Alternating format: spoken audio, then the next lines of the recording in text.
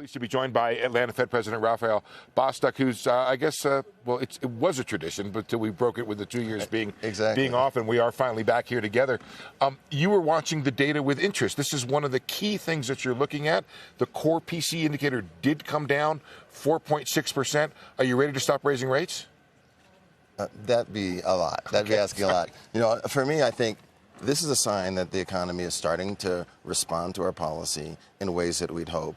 But there's still a long way to go. You know, we're trying to get to 2%. And so we're going to continue to need to make sure our policy moves closer to the restrictive range, which is not in right now, to make sure that we solidify this trajectory and keep us moving in the right direction. So it's not there now.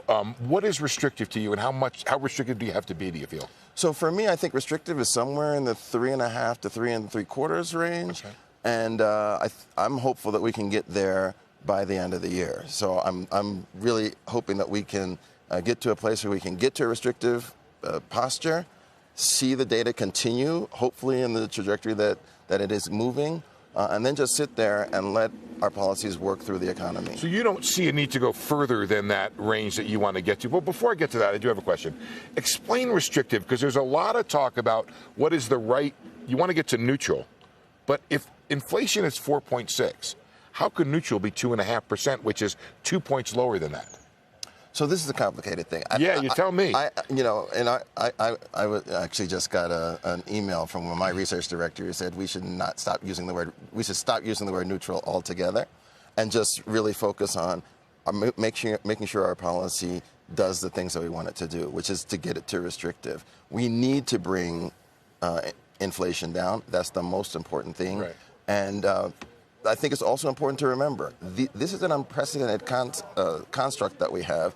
We are in a pandemic economy, and we need to make sure that we don't overreact and sort of misapply our policies based on sort of historical realities that don't exist today. We have a demand-supply imbalance. We've got to narrow that.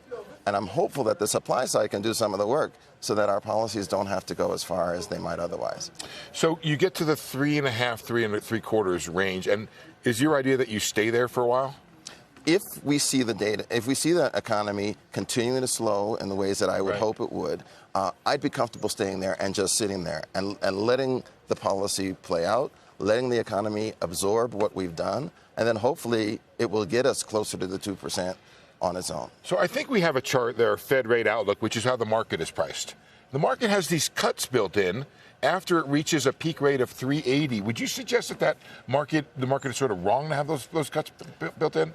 I think that's premature to think about that. There it is right there. Raphael, we have a fair amount of evidence, if you look at from a historical perspective, that when the Fed does a start and stop and start and stop, that actually exacerbates the situation and makes it harder for inflation to really get to the target. So I want to make sure that we're getting to the target.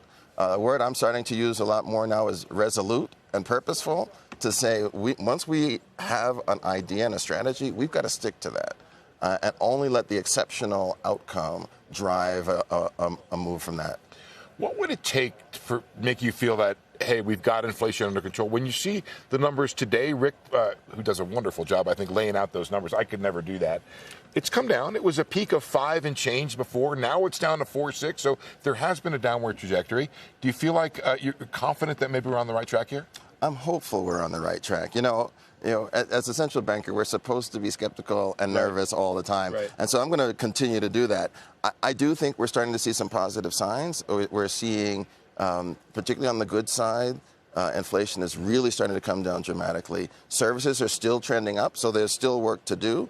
And we're just going to have to continue to monitor the economy to see what's happening. Can you explain your forecast to us? Is a recession built in? I was surprised that Bank of England actually is forecasting a recession. I've almost never seen a central bank do that, in part because if you're driving the car, you never predict there's going to be an accident, right? But here's, and that's what the central bank is essentially doing. Do you have a recession built into your forecast? So I do not currently. I'm hopeful that our policies will start to bite. And I think today's report is evidence. With consumption being down. With consumption being down. Right. And, I'm starting to hear signs that some of the supply side challenges that we've had in terms of the shipping constraints and those other difficulties are starting to ease as well. So if that happens, then we can start to see the supply give some assistance to us and really prevent us from having to think about being in a recessionary posture.